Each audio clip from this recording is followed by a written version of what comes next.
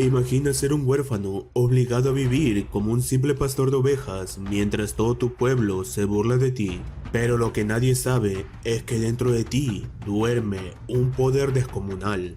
Antes de fallecer, tu madre te hizo prometer que lo ocultarías y que nunca llamarías la atención de los nobles. Por eso viviste soportando el desprecio de todos, ocultando quién eres realmente. Pero esta vez todo cambiará, porque para descubrir quiénes eran realmente tus padres, finalmente liberarás tu verdadero poder.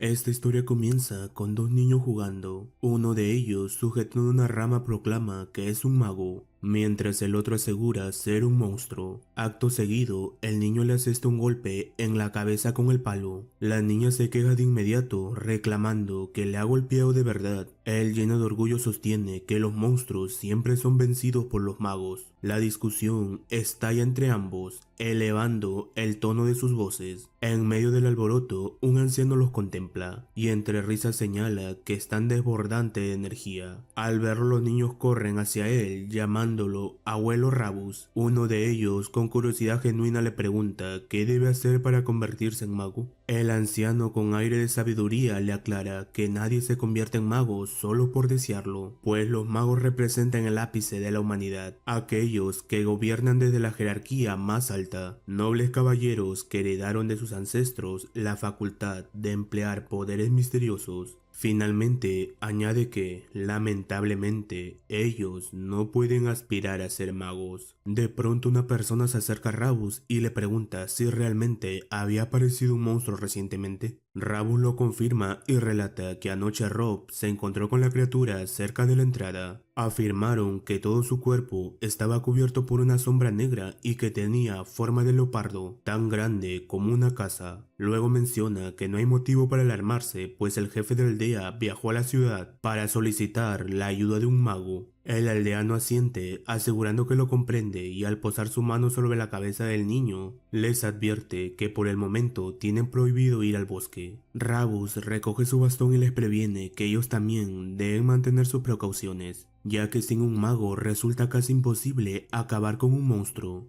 Entonces, otro aldeano interviene y pregunta, ¿y qué hay de él? Rabus, desconcertado, inquiere quién. El pastor de la colina Gizaril, el pastor Durán, responde el aldeano. La escena cambia y observamos al prota recostado sobre una oveja. Mientras contempla el cielo, piensa que está realmente aburrido. El mismo paisaje, el mismo día, una y otra vez. A este ritmo cree que terminará olvidando incluso cómo hablar. De pronto, una voz irrumpe llamándolo mocoso patético. Es Rabus, que continúa recriminándole que ni siquiera el sol ha empezado a ponerse y él ya está holgazaneando. El prota, sin alterarse, le pide que se mueva porque le está tapando el sol. Rabus le reprocha su falta de educación y le pregunta si todavía guarda resentimiento por aquel accidente. El muchacho responde con frialdad que si con accidente se refiere al día en que su madre murió y él intentó convertir discriminadamente las ovejas en propiedad común, entonces sí. Rabus apenas alcanza a toser. El prota prosigue, asegurando que no es tan generoso como para compartir la herencia de su madre, y acto seguido le exige que diga de una vez lo que vino a decir y se marche. Rabus vuelve a reprender su insolencia llamándolo mocoso, pero el prota, con tono serio, repite su pregunta. Entonces el anciano le relata la aparición del monstruo. Aseguran que tiene forma de leopardo y que es tan grande como una casa. El prota, acariciando su oveja con tranquilidad, reconoce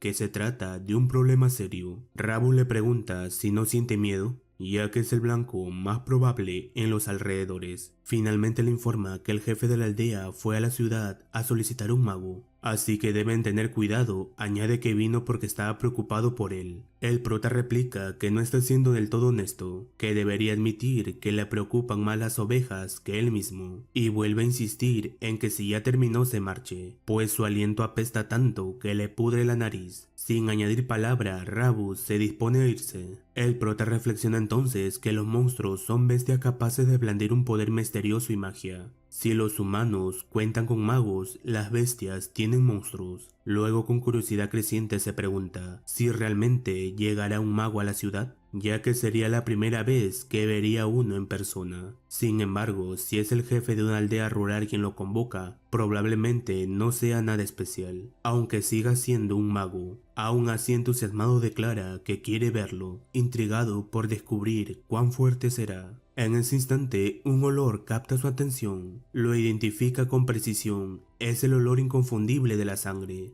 Ya por la tarde en el bosque, el prota avanza siguiendo ese rastro metálico que se impregna en el aire. Finalmente encuentra el cuerpo de Rabus tendido en el suelo, sin vida. Al contemplarlo concluye que esa herida no pudo haber sido causada por un animal salvaje ordinario. Todo apunta a que fue obra de un monstruo. Sin embargo, algo más reclama su atención. Al alzar la mirada, la criatura ya se encuentra frente a él. La escena cambia al interior de una casa, donde un niño pregunta cuán fuertes son los monstruos y si de verdad ni siquiera los adultos pueden vencerlo. Su padre le responde que ni siquiera un grupo de hombres como él sería capaz de derrotar a uno, pero le asegura que no debe temer, pues el jefe de la aldea fue en busca de un mago que someterá al monstruo. El niño, lleno de curiosidad, quiere saber si el mago castigará a la bestia. Su padre lo confirma con convicción, afirmando que los magos son seres grandiosos, nacidos con el poder de la magia, capaces de matar a un monstruo con una sola palabra. La escena regresa al bosque. El monstruo lanza un grito estremecedor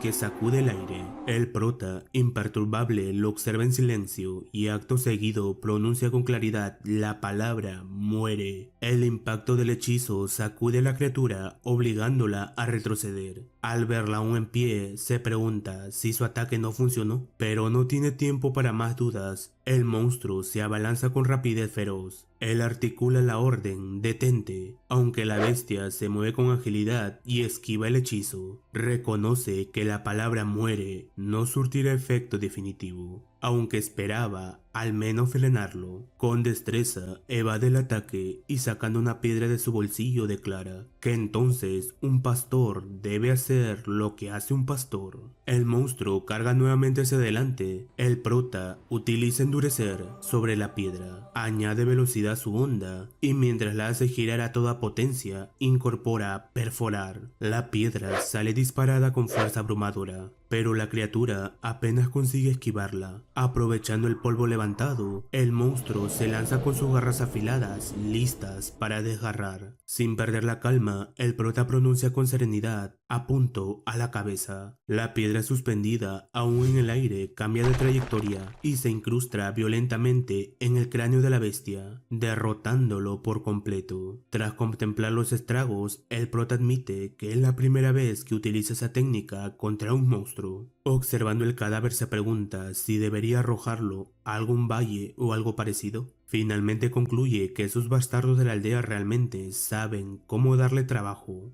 Nos explica que en realidad él es un mago, algo que descubrió por primera vez cuando tenía 10 años. Lleno de emoción, corrió a mostrarle sus poderes a su madre, esperando compartir con ella aquel milagro. Sin embargo, lejos de celebrar, ella le gritó que se detuviera, con el rostro marcado por el temor. Le advirtió que si quería vivir a su lado por mucho tiempo, jamás debería usar poderes delante de otra persona. El confundido le pregunta por qué. Entonces ella le recordó la antigua historia del noble y el caballero. A quienes poseen ese poder especial se le llama magos, ya sean nobles o caballeros. Pero existe una diferencia crucial. Los nobles descienden del pueblo divino de los freyanos, aquellos que bajaron para salvar a los antiguos humanos, mientras que los caballeros son descendientes de esos mismos nobles cuya sangre se ha mezclado con la humana. Por eso el mundo distingue entre nobles y caballeros, incluso entre magos. Luego le reveló que él heredó sus poderes de su padre, un caballero. No obstante, debería ser prudente, pues más allá de esa ciudad existían muchos nobles malvados, hombres que trataban a los caballeros como si fueran esclavos. Finalmente le hizo prometer que nadie debía saber jamás que era un mago. En su interior, el prota reflexiona que han pasado ya 8 años desde aquel día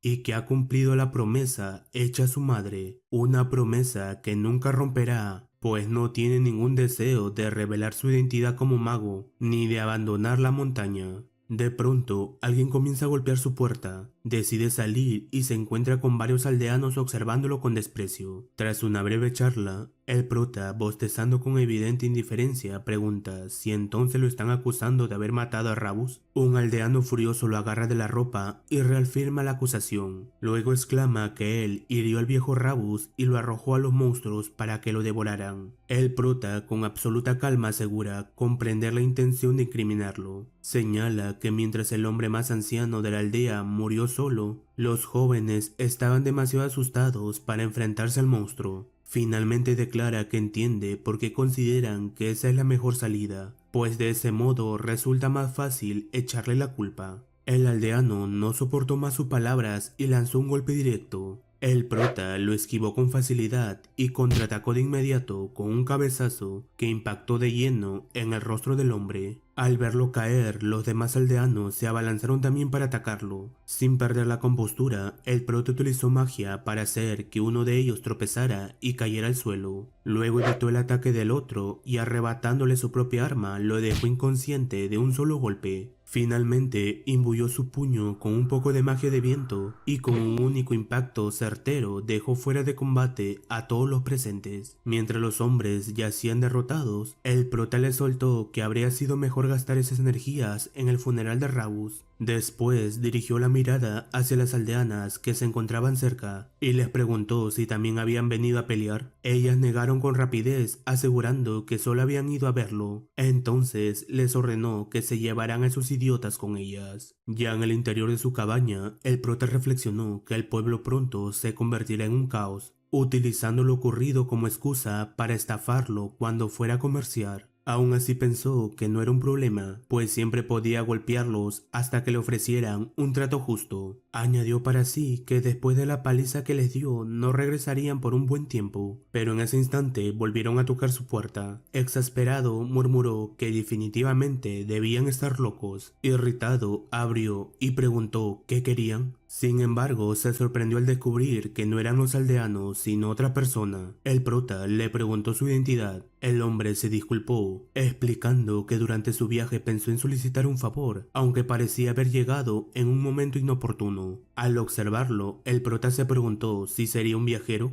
También se disculpó aclarando que hace unos momentos había recibido a unos invitados no deseados. En su interior recordó que su madre le enseñó modales, pero se cuestionó si aquello sería suficiente, pues jamás había hablado con amabilidad a nadie en este pueblo patético, y la sensación le resultaba extraña. Entonces lo examinó con mayor atención y notó que llevaba una espada, algo inusual en un lugar viejo y tranquilo como este. Le comentó que si estaba buscando una posada, podía, pero el fuerte crujido del estómago del hombre lo interrumpió. Finalmente, con un suspiro resignado, lo invitó a pasar. Momentos después, con la mesa ya servida, el prota comentó que no tenía mucho para ofrecer, así que no era gran cosa. Sin embargo, el hombre exclamó que aquello era un verdadero banquete. Luego, con evidente sorpresa, le preguntó si en verdad nunca había conocido a alguien de fuera del pueblo. El prota confirmó que así era, contándole que nació y creció en esta colina, viviendo todo este tiempo como pastor, y añadió que también le resultaba extraño que un lugar tan pequeño y apartado recibiera visitantes. El hombre lo observó durante un instante y expresó que era sorprendente que para alguien que creció allí como pastor tuviera tan buenos modales. Estaba seguro de que sus padres debieron educarlo muy bien. El prota respondió que todo lo había aprendido de su madre, quien había fallecido hace algunos años a causa de una enfermedad. El hombre, haciendo un gesto de cruz, aseguró que su madre ahora residía entre los dioses, en un palacio en los cielos, y añadió que quería agradecerle una vez más por la hospitalidad. El prota reiteró que simplemente vivía como su madre le enseñó. Después le preguntó qué lo traía hasta un pueblo tan apartado. El hombre respondió que le habían solicitado un favor. Estaban buscando a alguien que se encargara de un puma monstruo, y declaró abiertamente que él era un mago. El prota mencionó que debería de ser el mago del que habló el anciano del pueblo. El hombre confirmó aquello y acto seguido anunció que quería hacerle una pregunta. El prota aceptó. Entonces el hombre comentó que percibía la presencia de un monstruo en esta zona, pero no veía a ninguno. Añadió que lo más extraño era que el prota sabía sobre el anciano del pueblo y sobre el monstruo, y aún así permanecía tranquilo, sin intención alguna de huir. Si la criatura atacaba a un humano, sería él. Incluso en esa situación no sentía miedo. Señaló que resultaba bastante valiente para ser un pastor que nunca había salido de este lugar. Y finalmente formuló la pregunta directa: ¿quién eres? En ese instante, recuerdos del pasado cruzaron la mente del prota. Se vio a sí mismo preguntándole a su madre por qué nadie debía saber que era un mago. Ella le explicó que era por los nobles malvados, no eran nobles pastores como ellos, capaces de tratarte con cariño como si fueras familia, pero también de venderte o sacrificarte si lo consideraban necesario. Afirmó que no deseaba esa clase de vida para él, por eso debía recordar siempre lo mismo: nadie podía saber que era un mago, especialmente otros magos, porque si lo descubrían lo convertirían en su perro pastor, alguien a quien usar y desechar en cualquier momento. Para evitar que descubrieran su identidad, habría situaciones en las que podría verse obligado incluso a eliminar personas. Con la mirada endurecida, el prota se preguntó internamente si la situación había llegado ya a este punto. El hombre, al notar su silencio, preguntó por qué no respondía, y entre risas añadió que poner esa cara solo hacía que la broma se volviera incómoda. El prota, relajando un poco la expresión, se preguntó si todo aquello había sido una broma. Luego se disculpó admitiendo que no tenía muy buen sentido del humor. El hombre, reconociendo su parte, aseguró de quien debía disculparse era él por haberle puesto tan nervioso. El prota comentó que era la primera vez que escuchaba una broma hecha por un mago, así que lo tomó por sorpresa. El hombre señaló que su expresión había sido un tanto entretenida, y estrechándole la mano indicó que hasta este momento no se había presentado formalmente. Su nombre era Keorn y era un viajero. El prota respondió al apretón de manos y se disculpó también por no haberse presentado antes. Entonces se identificó como Turán, un pastor de ovejas. Ya por la tarde, ambos revelaron sus edades. Turán tenía 18 años y Keorn 75. Con evidente sorpresa, el prota comentó que no aparentaba su edad. Keorn explicó que los magos envejecen más lento que la gente común, por lo que su esperanza de vida es mucho mayor. El prota, movido por la curiosidad, le preguntó entonces cómo había terminado convirtiéndose en viajero. Keorn le contó que después de servir durante 70 años a la familia Arabión, había pasado todo ese tiempo vagando de un lugar a otro sin establecerse en ningún sitio. Mientras continuaban conversando, el prota pensó que jamás imaginó poder compartir una charla tan inofensiva con alguien tan buena persona, y esa sensación le resultaba agradable. Horas después, Keorn mencionó que ya se había hecho tarde. El prota sintió señalando que ni siquiera había notado cuando salió el sol. Keorn indicó que debía marcharse, sacó una moneda y explicó que era plata de Arabión, la más pura entre las monedas de plata, por lo que cubriría con creces el costo de la comida. El prota le aceptó con gratitud y le deseó suerte en su cacería. Keorn le pidió que no actuara como si no fueran a volver a verse, ya que quizás pasaría un par de veces más para aprovecharse de él en el camino. Más tarde, el prota utilizó sus poderes para reunir a sus ovejas. Pensó que era la primera vez que conocía a un mago, pero más que eso, se preguntó cuánto tiempo había pasado desde que sostuvo una conversación tan cómoda. Había en Keorn una naturalidad y un humor en su manera de hablar que superaban a cualquier adulto que hubiera conocido en su vida. Sin duda, era una buena persona. Siempre creyó que los caballeros no eran más que perros de caza sin emociones, herramientas al servicio de los nobles arrogantes. Finalmente se preguntó cómo debería decirle que ya no había monstruos en la colina Gisaril.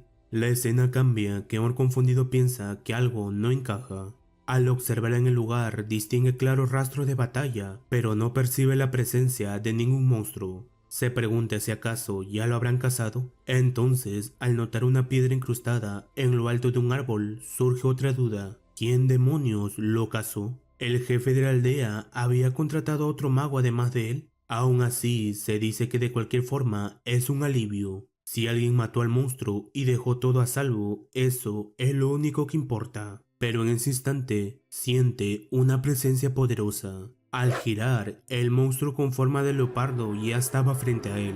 Se pregunta si aquello es el espectro de un monstruo. Y más inquietante aún, ¿quién haría algo así? Sin vacilar, la criatura ataca con sus garras afiladas. Keorn logra esquivar el golpe y mientras toma distancia, reflexiona que si no se absorbe o dispersa el maná del cadáver de un monstruo muerto, Este se convierte en un espectro. Un mago que caza monstruos no podría ignorar algo así. Tras evadir otro ataque, se eleva en el aire y afirma que sin duda un mago fue quien mató a esta bestia. Entonces, ¿por qué dejar que se convirtiera en espectro?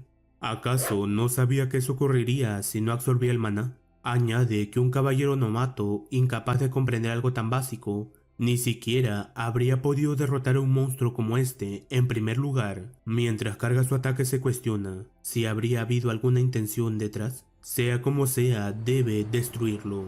Acto seguido dispara una ráfaga amarilla, pero al impactar, el ataque es dispersado por el monstruo. Con expresión de asombro, Kion comprende que su magia ha sido anulada, lo que significa que el maná de la criatura es superior al suyo. En el siguiente instante, el monstruo desaparece de su vista. En alerta, intenta localizarlo con la mirada, pero ya está detrás de él, conectando un ataque antes de que pueda reaccionar. En su mente, Kion reconoce que ese nivel no es algo que un simple caballero pudiera enfrentar. Como mínimo, necesitaría ser un noble de rango bajo para tener una oportunidad. Retrocede varios metros y agitado admite que nunca imaginó encontrarse con un espectro de tal calibre. Resignado piensa que quizás este sea su final. Sin embargo, reuniendo coraje declara que no morirá obedientemente. Aunque tenga que caer, se llevará a esa cosa con él. Entonces cargó mana en su mano derecha y al mismo tiempo ambos se lanzaron hacia adelante.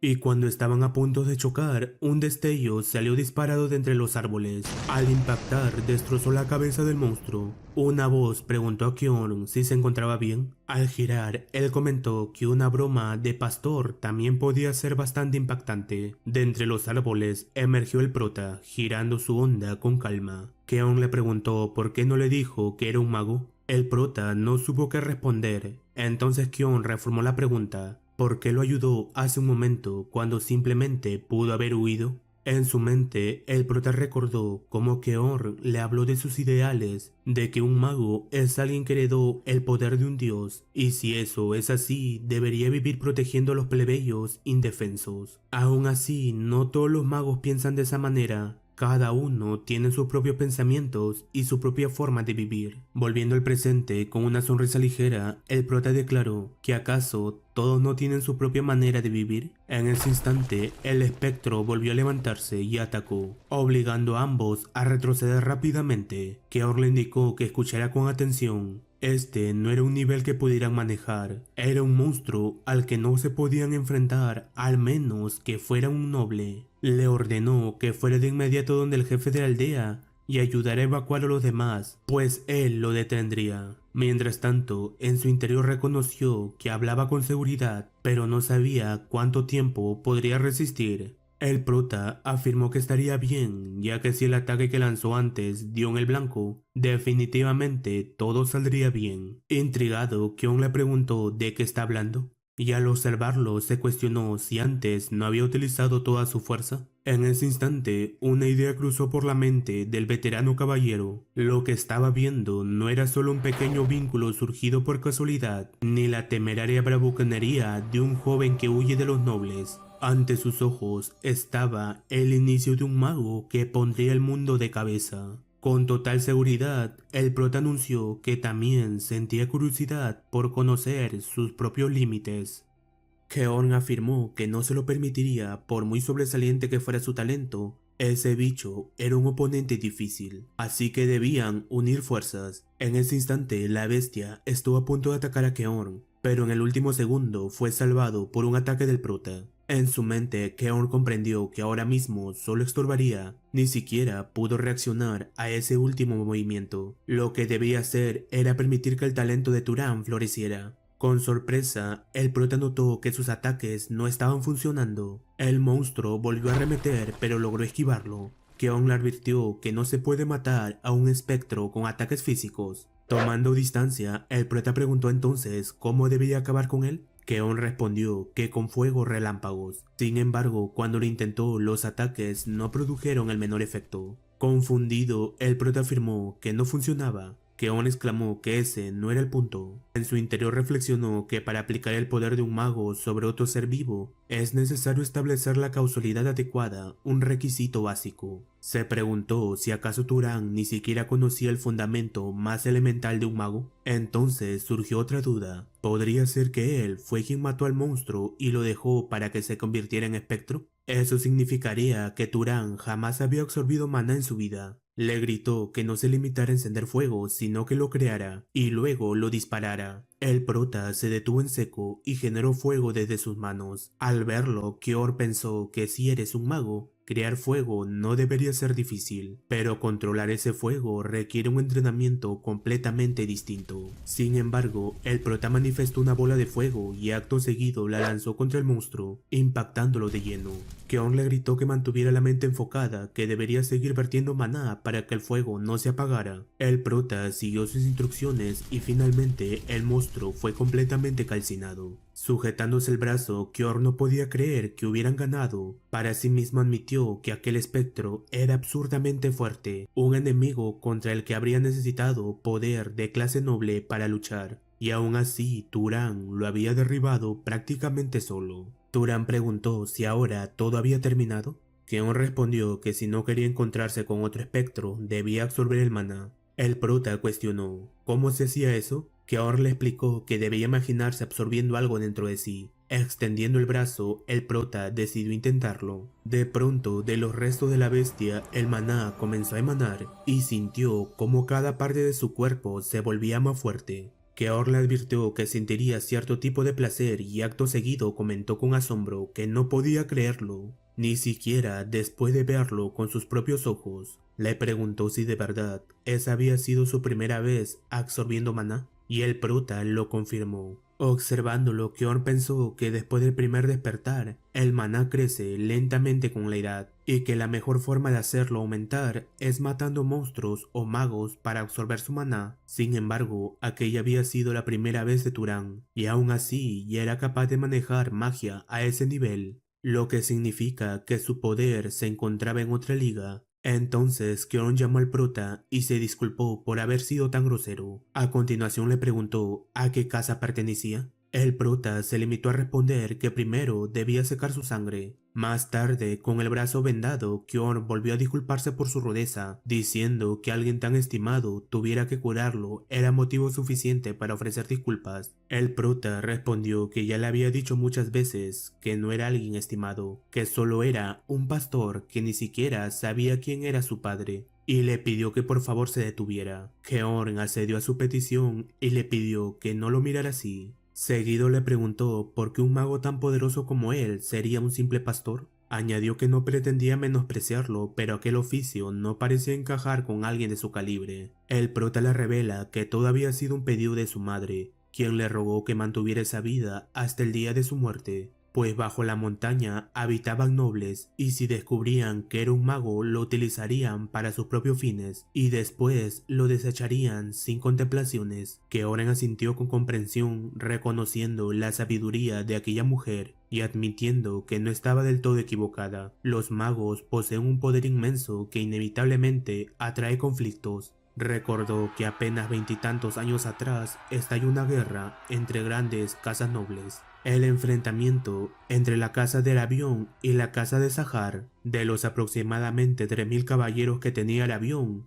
en aquel entonces murieron más de 900, casi un tercio de sus fuerzas. Trágicamente, todos los que eran cercanos quedaron dentro de ese tercio fatídico. Su amigo Denver, quien siempre repetía que al terminar la guerra abriría una lavandería, su maestro Harman, que lo reprendía, asegurándole que aún le quedaba mucho por aprender, y también su amada esposa y su hijo. Todos fueron masacrados por la casa de Sahar, y él quedó como único sobreviviente. Con la voz cargada por el recuerdo sostuvo que por eso su madre tenía razón hasta cierto punto. La vida de un caballero puede extinguirse con mayor facilidad y sin sentido que la de un plebeyo. Sin embargo, en lo único que ella se equivoca era en su aptitud. El prota desconcertado quiso saber a qué se refería. Keon, con evidente incomodidad, confesó que le resultaba embarazoso admitirlo. Señaló que él mismo era un caballero con una habilidad bastante destacable, y aún así, el prota había destruido al espectro con facilidad, algo que ni siquiera él logró hacer. Su potencial no era simplemente el de un caballero, como mínimo correspondía al nivel de un noble, y entre ellos poseía al menos una aptitud de rango superior. El prota recordó entonces que su madre siempre le aseguró que su padre era un caballero, y preguntó si aquello había sido una mentira. Keon aclaró que en raras ocasiones entre los nobles nace un hijo inferior al rango de caballero, o entre los caballeros surge uno con cualidades propias de la nobleza. En ese sentido, lo más prudente sería que el prota abandonara esa colina y saliera al mundo. Intrigado, el prota quiso saber por qué. Keon explicó que los humanos necesitan más nobles y caballeros, pues todavía no son los amos absolutos del mundo. Hace mucho tiempo, las otras razas que fueron expulsadas por los dioses permanecen aguardando una oportunidad para resurgir, y en medio de esa amenaza latente, los nobles no hacen más que enfrentarse entre ellos en guerra sin fin. Por eso afirmó que esta era necesita desesperadamente nobles fuertes y bondadosos como él,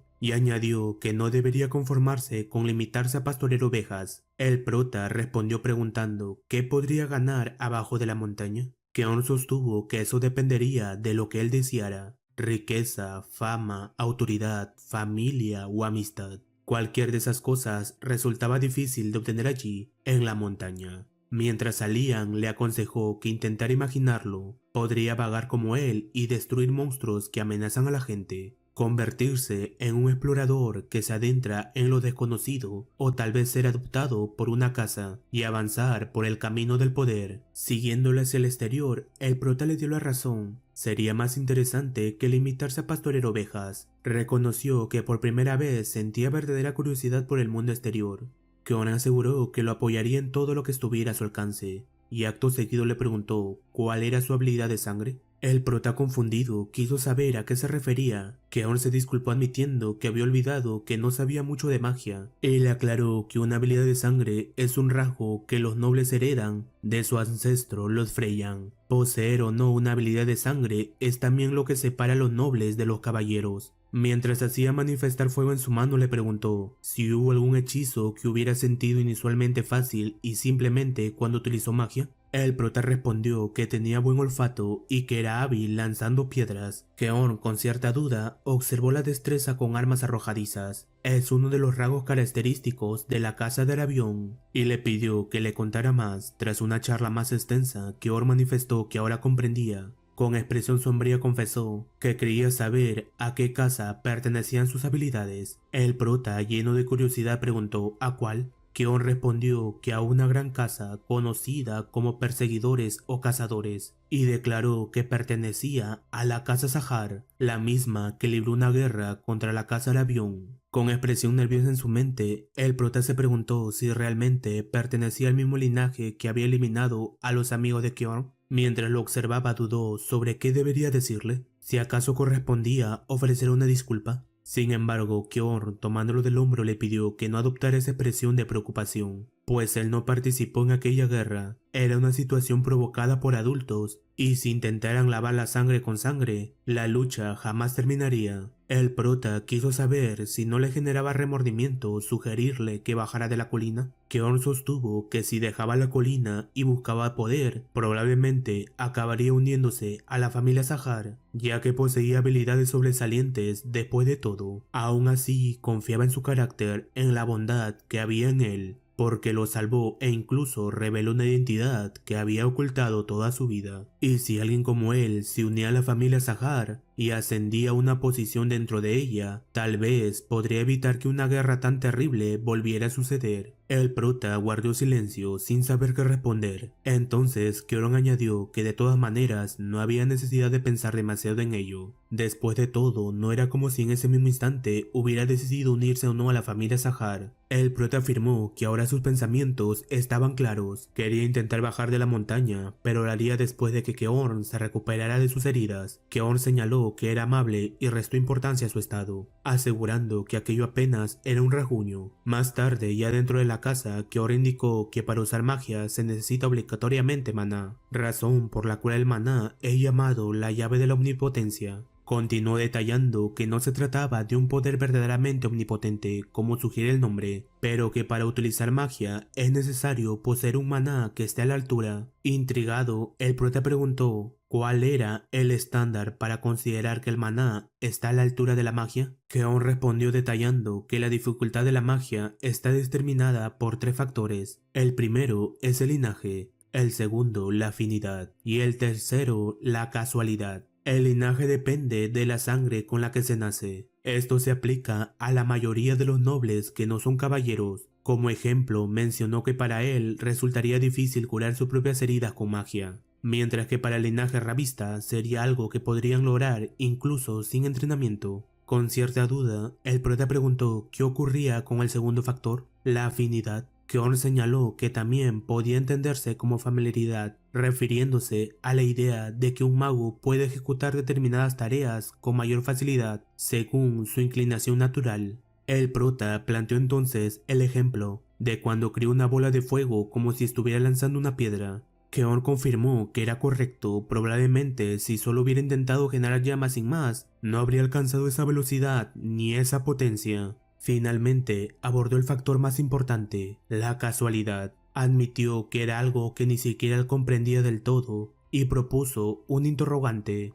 ¿Qué sucedería si intentara matarlo directamente usando maná? El prota respondió que probablemente algo brillaría en su cabeza mientras envía maná en una taza, que ahora indicó que esa era exactamente el fenómeno que ocurre por falta de casualidad, cuando no existe una causa apropiada para el resultado que desea obtener. Luego, haciendo brotar espuma de la taza, añadió que esto se manifiesta cuando lo que se intenta lograr es excesivamente difícil. El prota manifestó que comenzaba a comprender un poco el concepto de la casualidad, y también imbuyendo magia reflexionó que si quisiera matarlo, en lugar de gastar maná sin más, necesitaría proporcionar una causa de muerte, como crear y disparar llamas, porque crear y lanzar fuego resulta más natural que prender fuego a alguien directamente. Keon, entusiasmado, respaldó sus palabras y exclamó que bien pudo haber sido un erudito en lugar de un mago. Tras una larga charla, el prota afirmó que la magia no era algo sencillo. Entonces le surgió una duda y quiso saber si el linaje de Sahar también poseía una magia especial. Keon contestó que destacaba en el sigilo y el rastreo. Sin perder tiempo, el prota decidió ponerlo a prueba. Concentró sus pensamientos con el deseo de no ser visto ni detectado por nadie, y al instante siguiente su cuerpo desapareció por completo. Keon aseguró que lo había logrado pues no podía verlo.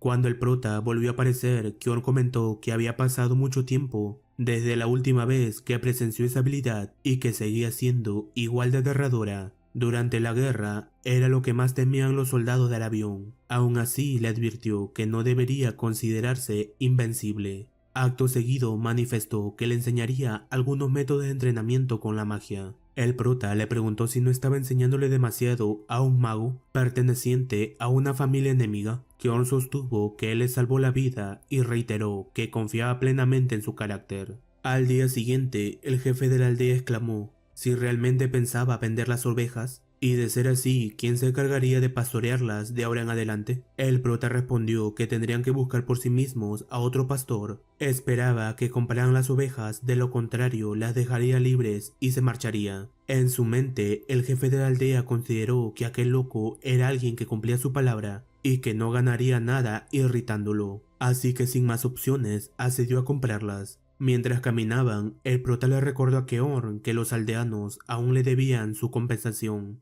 Keon aclaró que no tenía intención de recibirlas, ya que de todos modos fue el prota quien atrapó a la bestia mágica. El prota comprendió su decisión y señaló que entonces había llegado el momento de separarse. Keon lamentó rechazar su propuesta de viajar juntos, pero confesó que se sentía más cómodo estando solo. El prota le aseguró que no debería preocuparse, le agradeció por todo y se despidieron con la promesa de que volvieran a encontrarse. Durante largo rato permaneció observando la figura de Keon alejarse en la distancia, hasta que finalmente desapareció de su vista. Más tarde comprendió por qué no quería que el viejo caballero le hablara con formalidad. Aunque nunca le faltó el afecto de su madre, en lo más profundo había estado anhelando una figura paterna, alguien que pudiera convertirse en un modelo a seguir. Después de eso, en medio del desierto, distinguió a lo lejos la silueta de varias personas. Se preguntó si serían mercaderes ambulantes que viajaban de aldea en aldea, así que decidió esperarlos para pedir indicaciones. El líder del grupo le recriminó por bloquear el camino. El prota aclaró que viajaba solo y quería saber cuál era la ciudad más cercana. El anciano respondió que si seguía el mismo sendero por el que ellos habían venido, llegaría a una ciudad llamada Murray. El prota le agradeció y se dispuso a marcharse, pero uno de ellos lo detuvo. Le reprochó que pensaba irse simplemente después de obtener información. Sostuvo que si recibía algo, debía dar algo a cambio. Mientras lo rodeaban con sus espadas, le exigieron que se quitara primero la bolsa que llevaba. El prota les preguntó si acaso eran bandidos. El hombre de barba replicó que sería mejor llamarlo imprudencia, y añadió que aquel era un páramo donde nadie extrañaría a alguien si muriera. Apuntándole con la espada al cuello, le ordenó que se quitara la bolsa y la capa, mientras todavía estaban siendo amables, pues eliminarlo y despojarlo de todo resultaría demasiado sangriento y les daría mucho trabajo. El prota afirmó que comprendía, recordó la conversación que tuvo con Keor, y esbozando una sonrisa declaró que tendría que practicar con ellos.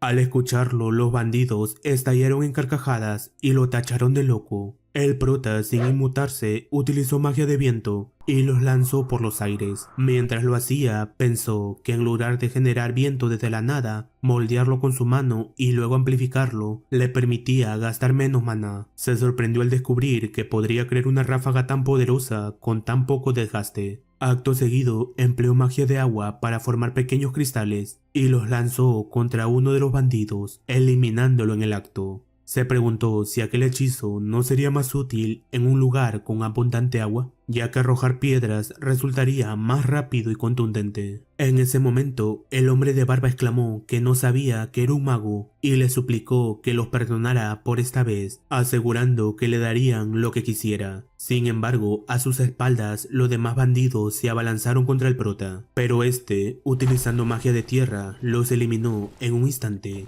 Luego se acercó al último bandido y le preguntó por qué lo habían atacado sin ningún plan. Pues si un viajero camina solo, bien podría ser un mago, como acababan de comprobar. El bandido, inclinando la cabeza, explicó que incluso cuando le hablaron de manera grosera, él respondió con una reverencia y lo saludó, por lo que asumieron que era una persona común. El prota le agradeció afirmando que había aprendido algo útil. El bandido, con la voz temblorosa, preguntó si lo dejaría vivir, pero algo ya se alzaba frente a él. En ese instante, el prota recordó las palabras de Keor. A partir de ahora conocería a muchas personas, pero jamás debía olvidar que no debía mostrar piedad con escorias como los bandidos, pues son del tipo que no duda en dañar a otros por su propio beneficio. Tras eliminar al último de ellos, el prota declaró que ya había perdido demasiado tiempo y decidió seguir el camino por el cual los bandidos habían arrastrado su carreta. Mientras caminaba, un pensamiento invadió su mente. Había eliminado personas. Sintió culpa, pero entendía que no podía simplemente dejarlos ir, porque la advertencia que recibió de Keon regresó a su memoria. Las personas capaces de decidir, sin duda, robar y matar por beneficio, volverían a atacar a otros en cualquier momento. El corazón caótico de Turan se calmó gradualmente al aferrarse a aquella enseñanza.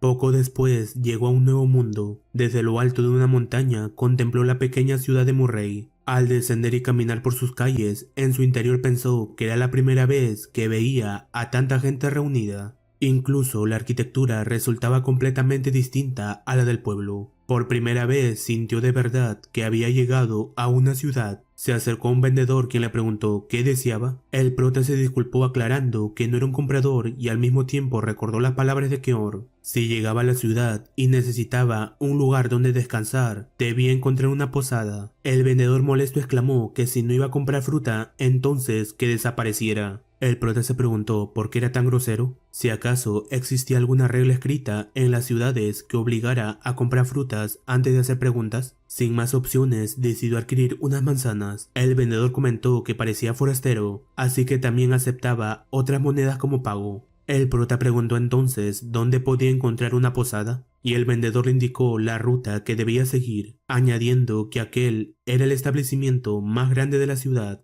Ya en la posada, una mujer llamada Lena le dio la bienvenida. asegurando con una sonrisa que era un cliente apuesto. El prota preguntó por el precio la noche y ella respondió que eran 16 monedas. Él aceptó y mientras pagaba quiso saber si había algún monstruo cercano con recompensa. Lena no comprendió su pregunta. En su mente, el prota pensó que necesitaba matar monstruos y absorber su maná. Además, también le pagarían por cazarlos. Al notar que ella no respondía, le preguntó por qué guardaba silencio. Con una sonrisa Lena señaló que en este mundo nada era gratis. Después de eso, mientras bebía algo, el prota preguntó qué era el ayuntamiento. Lena sorprendida comentó que realmente venía del campo. Le explicó que los ayuntamientos son los lugares donde se gestionan diversos asuntos públicos. Los funcionarios que trabajan allí son empleados por el señor de la ciudad. Probablemente ya estaría cerrado pues el sol se había puesto y si quería encontrar una recompensa por un monstruo debía acudir al día siguiente. Luego le preguntó si acaso era un cazador de monstruos. El prota respondió con otra pregunta queriendo saber qué era eso.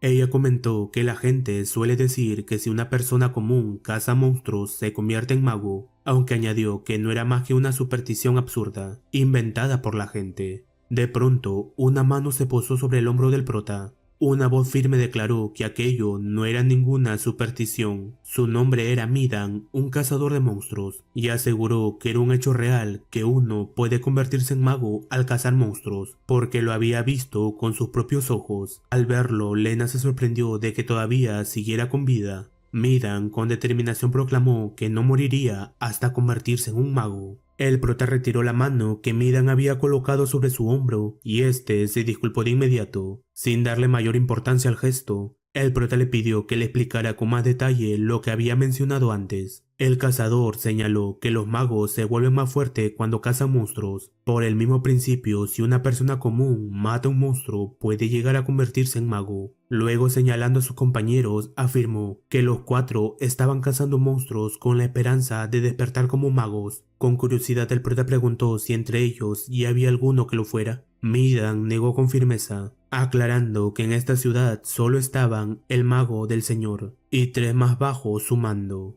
Acto seguido le preguntó si él también cazaba monstruos, pues su equipo parecía demasiado pobre y ni siquiera llevaba un arma adecuada. El prota mostró su onda y respondió que sí tenía un arma, mencionando que era eficaz para lanzar proyectiles del tamaño de un huevo. Midan al verla comentó que con eso podría cazar monstruos tipo conejo o zorro. Expresó su deseo de contar con un tirador más en el grupo y le propuso unirse a ellos. Sin embargo, el prota rechazó la oferta sin titubear. Ya por la noche en su habitación reflexionó que no había razón para cazar monstruos junto a ellos. Suspiró reconociendo que había sido un día caótico y se dijo a sí mismo que aún le resultaba difícil creer que realmente había dejado el pueblo. Se preguntó qué ocurriría a partir de ahora, pero en ese instante sus pensamientos se vieron interrumpidos por el sonido de alguien tocando su puerta. De pronto recordó las palabras de Keor, incluso en una posada. Jamás debía bajar la guardia, pues estar en una ciudad no significa estar auténticamente a salvo. Con magia preparada en su mano, decidió abrir la puerta. Al otro lado se encontraba Lena.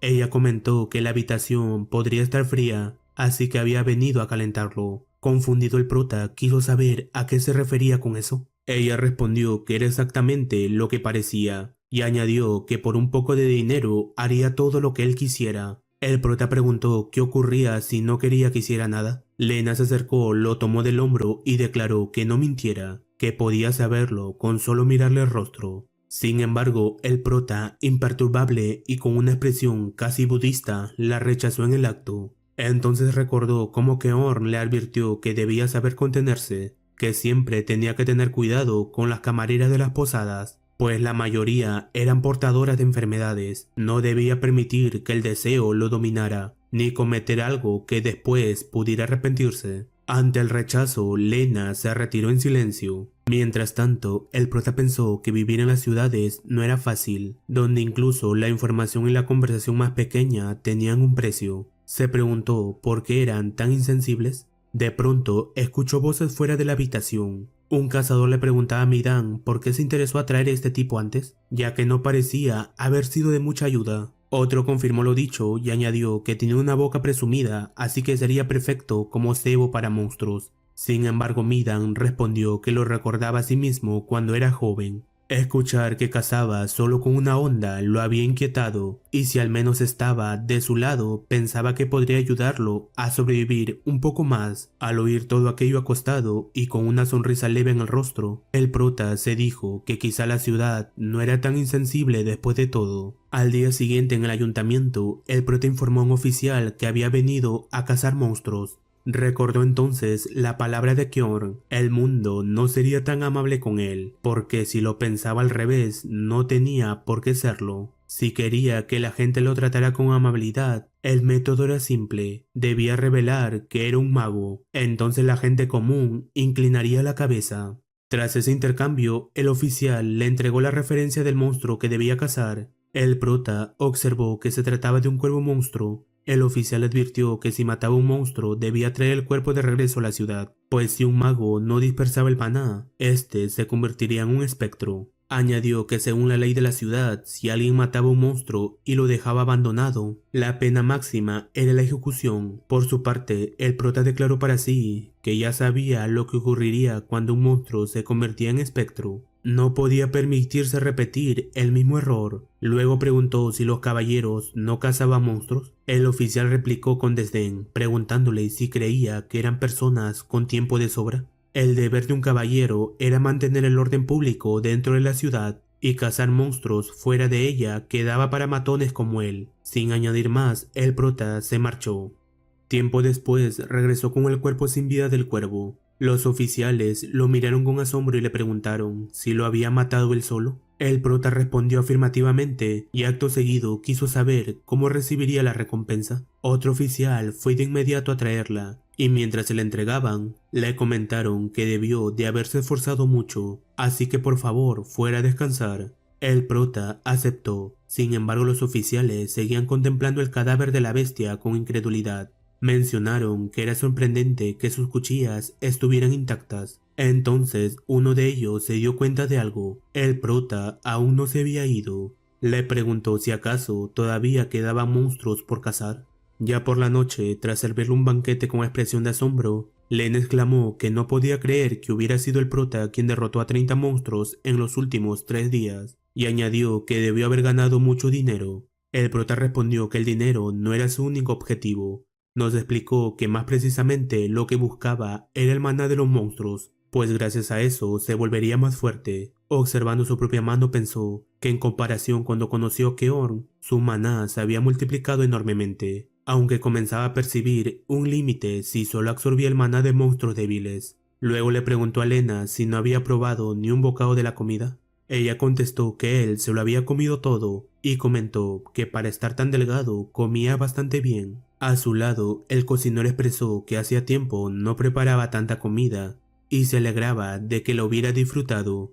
El prota aseguró que estuvo delicioso y se levantó de su asiento dispuesto a retirarse. En ese instante, alguien lo sujetó del abrigo y le preguntó si estaba comiendo algo rico él solo, llamándolo flacucho. A continuación, mencionó haber escuchado que últimamente había ganado bastante dinero y sugirió que tal vez podría compartirlo con ellos. Sin previo aviso, el prota lo golpeó en el rostro. El hombre que lo acompañaba también se lanzó contra él, pero el prota lo esquivó con facilidad y contraatacó con otro golpe. Mientras tanto, el primero, que ya se había incorporado, arremetió con una silla en las manos. El prota detuvo la silla con una sola mano y con un solo dedo golpeó su frente, enviándolo al suelo. Ante la escena, Lena le gritó que no pelearan dentro de la tienda. Luego de lo acontecido, frente a la habitación del prota, Midan se disculpaba en nombre de sus camaradas, asegurando que les dio una fuerte reprimenda y que no volvería a suceder. Comentó que últimamente estaban justos de dinero y que suponía que se dejaron llevar por los celos al verlo ganar tanto. Añadió que en unos 3 días probablemente ya no podrían pagar la habitación, aunque ese era su propio problema.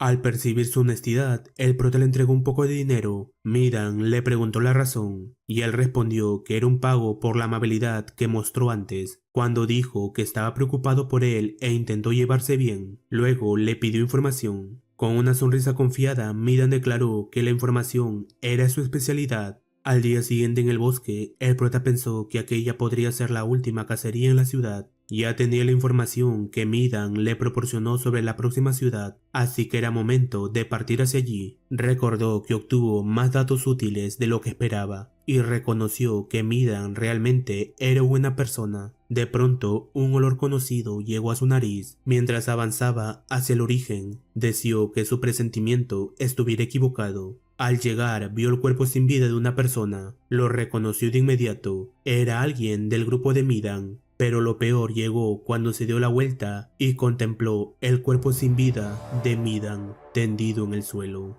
preguntándose en voz alta qué había sucedido. De pronto, a su espalda, una persona que aún agonizaba murmuró que fue un conejo monstruo. Al alzar la mirada, el prota divisó a la bestia observándolo fijamente. En el siguiente instante, el conejo arremetió hacia adelante a una velocidad impresionante. Sorprendido, el prota pensó que era demasiado rápido, por poco lo alcanzaba. Decidió sacar su honda y la hizo girar con fuerza, disparando varias piedras, pero el conejo las destruyó sin mayor esfuerzo. Al verlo, el prota dedujo que estaba acostumbrado a defenderse de armas arrojadizas. El conejo volvió a lanzarse a gran velocidad, pero se detuvo en seco al notar que el prota había desaparecido por completo. Sin perder tiempo, este reapareció a espaldas de la bestia y clavó una daga en su cuerpo. Después tomó distancia y volvió a desvanecerse. El conejo atacó frenéticamente en todas las direcciones, esperando que alguno de sus golpes diera en el blanco, pero pronto comenzó a perder energía debido a la herida y finalmente cayó muerto. El prota reapareció y extendió la mano, comenzando a absorber el maná del monstruo. En su mente se dijo que la cantidad que absorbía era distinta, incluso mayor que la del monstruo leopardo que encontró la primera vez. Con sus últimos esfuerzos, el hombre que agonizaba quedó asombrado al comprender que el prota era un mago. Este le preguntó si alguno de los cuatro tenía familia para poder entregarle sus pertenencias. Entre lágrimas, el hombre negó con la cabeza. Tras aquello, el prota recordó la información que Midan le dio. Cerca se encontraba una gran ciudad llamada Lamba Oren, que poseía un lugar conocido como la biblioteca, donde había miles de libros, aunque no cualquiera podía entrar. Al parecer, solo los magos tenían permitido el acceso.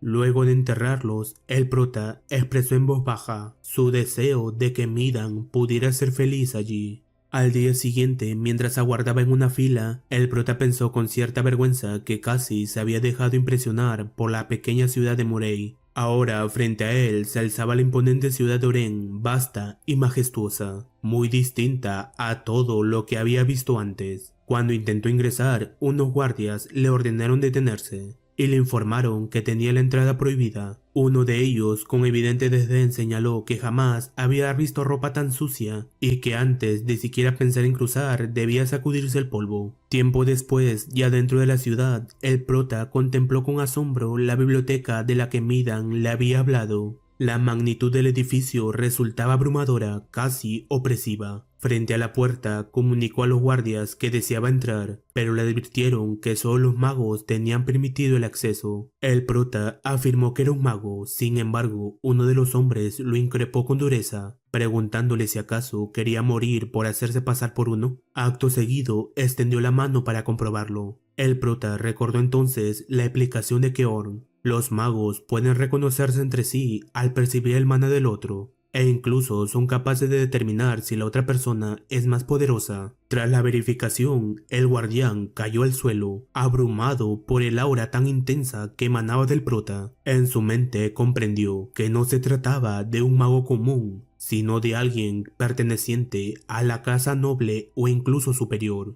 Al incorporarse, se presentó como Kenia, caballero de la casa Baltas, y aclaró que para ingresar primero necesitaba el permiso del señor Baltas, asegurando que lo pondría en contacto de inmediato con dicha casa. Más tarde, mientras era bañado por sirvientas, el prota se preguntaba cómo había llegado a esta situación. Finalmente les pidió que se detuvieran y ellas obedecieron. Instante después, ya vestidos, las sirvientas elogiaron su belleza distinguida.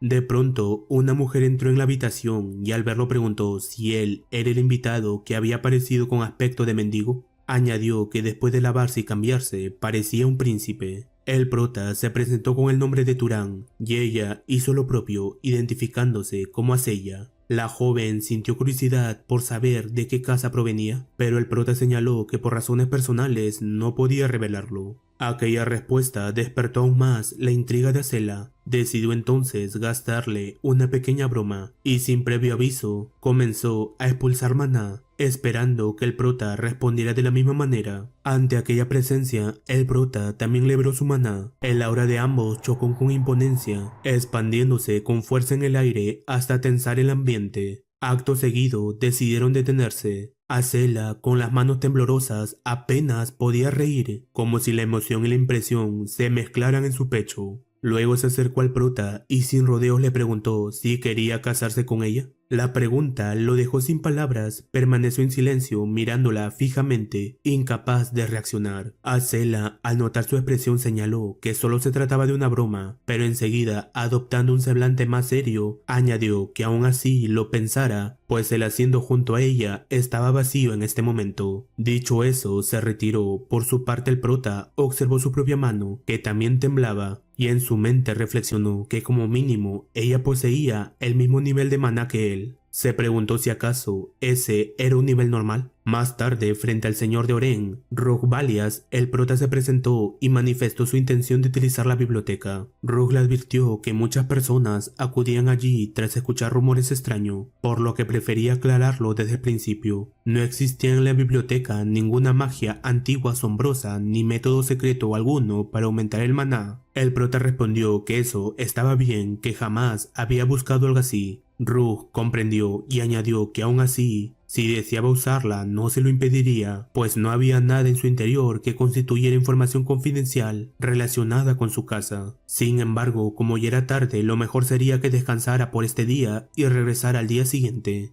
El prota asintió, asegurando que no olvidaría su amabilidad. Al día siguiente, el prota fue recibido por dos personas que le dieron paso a la biblioteca. Una vez dentro, quedó asombrado por su inmensidad. El lugar era mucho más grande de lo que había imaginado. De pronto, una mujer apareció ante él y se presentó como la bibliotecaria. Le informó que por orden del señor sería ella quien le explicaría las reglas para utilizar aquel lugar. Al verla, el prota no pudo evitar preguntarse si realmente esa niña era la bibliotecaria. Sin embargo, ella comenzó a enumerar con claridad cada norma que debía respetar, y el prota aceptó todas, aunque le pidió que cuando estuviera leyendo pudiera alejarse, pues se sentía incómodo bajo su presencia constante. Mientras caminaban entre los estantes, él le preguntó si siendo la bibliotecaria había leído los libros. Ella respondió afirmativamente y con naturalidad le preguntó qué deseaba leer, romance, historia o considerando su juventud algo erótico. El prota lo observó por un instante antes de afirmar que quería aprender conocimientos básicos sobre el mundo. Entonces ella le llevó varios libros y le advirtió que muchos tenían cientos de años, por lo que quizás no se ajustarían exactamente a lo que buscaba. Aún así le recomendó una sección que podría resultarle útil. El prota le agradeció, tomó uno de los libros, lo abrió y comenzó a leer. En su mente quedó maravillado. Para él, Turán, que siempre había repetido la misma rutina, leer en aquella biblioteca era descubrir un mundo completamente nuevo. Comprendía la geografía de ese mundo, sus distintas razas, la etiqueta de los magos, la manera en que se fabricaban y procesaban diversos objetos, e incluso aprendía sobre los monstruos y las reliquias de la era del antiguo imperio. Con cada fragmento de conocimiento que acumulaba, el mundo que antes no había sido más que un espacio desconocido, se volvía más claro y vívido ante sus ojos. Más tarde, en el despacho de Rogue, este señaló que al parecer había aprovechado bastante la biblioteca. El prota confirmó sus palabras. Rogue continuó expresando que confiaba en que entendiera que tratarlo como noble y permitirle usar la biblioteca era un acto de buena voluntad,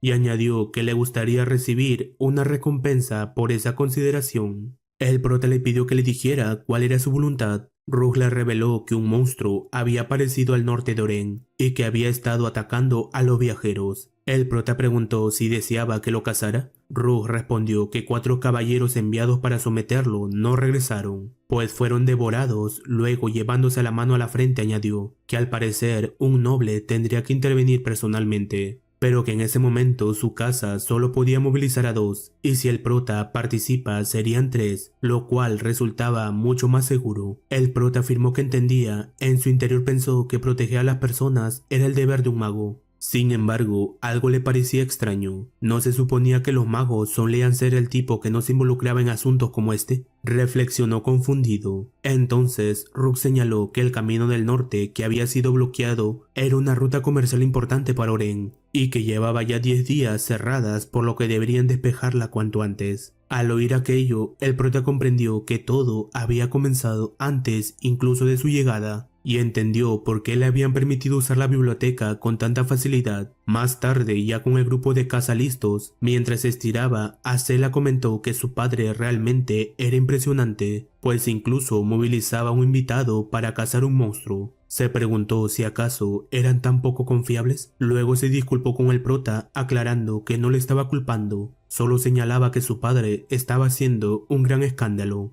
En ese momento, la persona que estaba a su lado se presentó como Marvin Baltas y expresó que esperaba que trabajaran bien juntos. El prota respondió que igualmente. Mientras avanzaban, Acella manifestó que terminarían aquello rápido y volverían a descansar. Entonces, acercándose, Marvin le preguntó al prota si estaba interesado en su hermana mayor, refiriéndose a Acella. El prota, algo confundido, lo negó y Marvin expresó que era un alivio. De pronto, dos caballeros ordenaron detener el paso. Frente a ellos, una carroza estaba destrozada. Un soldado se preguntó si había sido obra de la criatura, y otro sostuvo que probablemente sí. Habían prohibido que cualquiera se dirigiera al norte por su lado, de modo que aquello debieron descender desde otra dirección y fueron atacados. Al observar el rastro del monstruo, el prota afirmó que se trataba de un mono. Acella, confundida, repitió: ¿un mono? El prota le indicó que mirara la forma de las huellas, la silueta de las manos marcadas en el suelo. Dedujo que había atacado a los comerciantes ambulantes y luego regresado al bosque. Si seguían el rastro, era probable que lo encontraran. Acel admitió que apenas podía usar ese tipo de magia y le preguntó a Marvin si él podía. Este respondió negativamente. Para su fortuna, el prota manifestó que intentaría buscarlo. Tomó un trozo de tela abandonado, aplicó búsqueda y de inmediato percibió el aroma de la bestia. Enseguida señaló el camino que debían seguir. Tras avanzar un tramo, el rastro terminó en un río. El prota indicó que al parecer el monstruo se había lavado el cuerpo y continuado su camino. Acella se preguntó si la bestia había hecho eso para evitar ser rastreada. El prota sostuvo que probablemente solo se lavó porque quiso, pero en ese instante el aroma reapareció con fuerza. Girándose, advirtió que estaba detrás de ellos. Todos se volvieron y observaron cómo la bestia se acercaba. Tomó piedras del camino y las lanzó. En cuestión de segundos había exterminado a varios caballeros. Al presenciar cómo Acella y Marvin utilizaron los cuerpos de algunos caballeros como escudos y luego los arrojaron sin titubear, en la mente del prota cruzó la idea de que su madre no estaba equivocada. Acella ordenó a los caballeros restantes que atacaran. Sin embargo, el monstruo se dio la vuelta intentando escapar. Acella gritó que lo siguieran de inmediato, y al segundo siguiente, ante sus ojos, las piedras del prota atravesaron el aire a una velocidad abrumadora, impactando de lleno en la criatura. Ellos solo podían observar cómo el prota farmeaba aura mientras se acercaba paso a paso.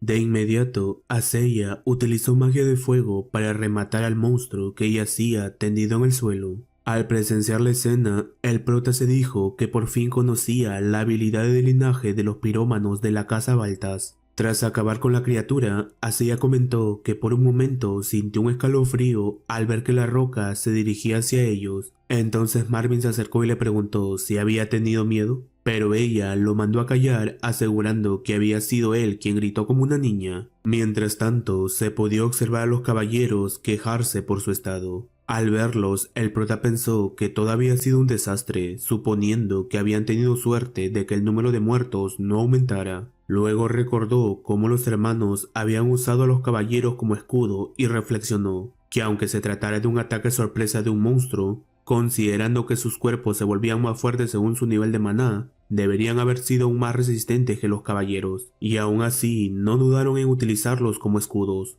Al notar su expresión pensativa, Marvin le pregunta si ocurría algo. El prota respondió que no era nada y enseguida se dispusieron a absorber el maná de la bestia. Mientras lo hacía, el prota recordó en su interior que tal como decía el libro, incluso si varias personas absorbían maná al mismo tiempo, El nivel de mejora no parecía disminuir. En ese instante, Asaya y Marvin anunciaron que ya no podían seguir absorbiendo maná y se quejaron de ese maldito límite de crecimiento. Luego, al observar al prota que aún continuaba absorbiendo maná, Asaya comentó que ahora entendía por qué su padre lo había enviado. Ese nivel de dominio de hechizos y una capacidad de maná que rivaliza con la de ella demostraban que se trataba de un noble que ni siquiera había alcanzado su límite de crecimiento. Más tarde, de regreso a la ciudad, Marvin le dijo al prota que sin su ayuda quizás nunca habrían podido atrapar al monstruo. El prota respondió que no había sido nada impresionante y comentó que se arrepentía de no haberse dado cuenta antes y haber permitido que atacara primero. No había imaginado que la bestia también tendría una habilidad de búsqueda. Al oír eso, Marvin preguntó ¿a qué se refería? ¿Con una habilidad de búsqueda? Y el prota respondió afirmativamente, explicando que dependiendo de las características del monstruo, este podía despertar ciertas habilidades. El mono que habían matado tenía manos grandes y ojos grandes, pero no se parecía en nada a su forma original. Probablemente había despertado una habilidad para lanzar objetos con gran fuerza y otra para ver a larga distancia o incluso a través del bosque. Con evidente sorpresa, Marvin comentó que no podía creer que hubiera deducido todo eso en tan poco tiempo. El prota mencionó que antes había estado revisando una enciclopedia de monstruos en la biblioteca. Marvin comentó que nadie iba a ese lugar aburrido, mientras que Asaya añadió que había entrado una vez hacía mucho tiempo por curiosidad, pero estaba lleno de libros difíciles, así que se marchó sin leer ni medio volumen. El prota entonces le recomendó darle una segunda oportunidad, mencionando que podía preguntarle cualquier duda a la bibliotecaria. Al escucharla, Asaya preguntó, ¿bibliotecaria? Pues nunca habían visto a alguien así. Momento después, de vuelta en la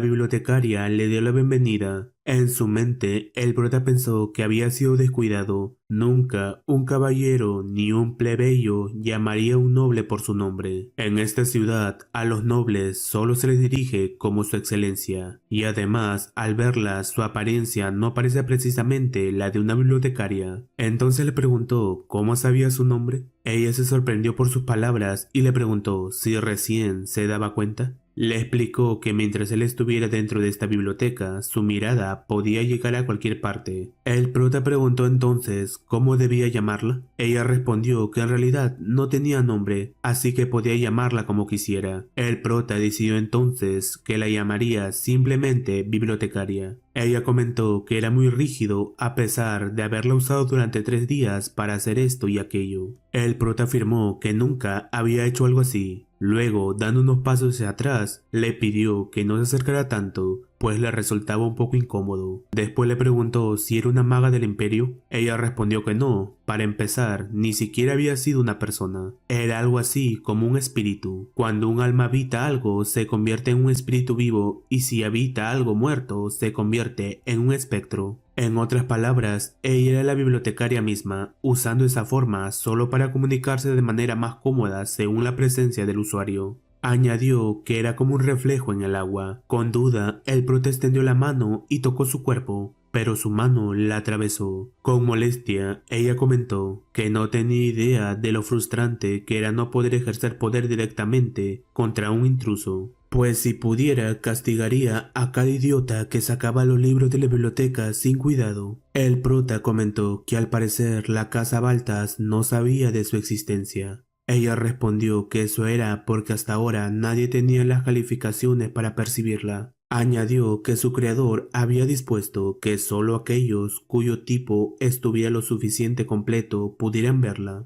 El prota preguntó ¿a qué se refería con tipo? Ella respondió que era de lo que llamaban linaje. Entonces él le preguntó si podía decirle algo sobre su linaje. La bibliotecaria señaló que debía preguntárselo a sus padres. El prota respondió que era huérfano. Entonces ella se dispuso a revisarlo, explicando que primero necesitaba su consentimiento para examinar su cuerpo. El prota aceptó. Acto seguido, ella se acercó y metió su mano dentro de su cuerpo. Comentó que había algunos fragmentos pequeños, pero que los más grandes eran los linajes de perseguidor y cazador. Sin embargo, con sorpresa detectó uno más y declaró que estaba mezclado, lo que significaba que era el resultado de 2 personas con linajes diferentes. El prota preguntó cuál era el otro. Ella comentó que tampoco lo sabía, pues aún estaba sellado. Añadió que un linaje sellado no era algo tan raro en combinaciones de linaje y que a medida que se volviera más fuerte se abriría de manera natural. El prota comprendió y luego pensó en su madre, la recordaba demasiado educada y refinada para ser una plebeya. Así que tal vez era descendiente de algún noble, aunque de un linaje tan diluido que ni siquiera podía sostener maná al nivel de un caballero. Agradecido señaló que lo entendía más o menos. Tras descubrir la verdadera identidad del espíritu de la bibliotecaria, Turan ya no continuó estando solo, siguió preguntando sobre libros y pidiendo explicaciones.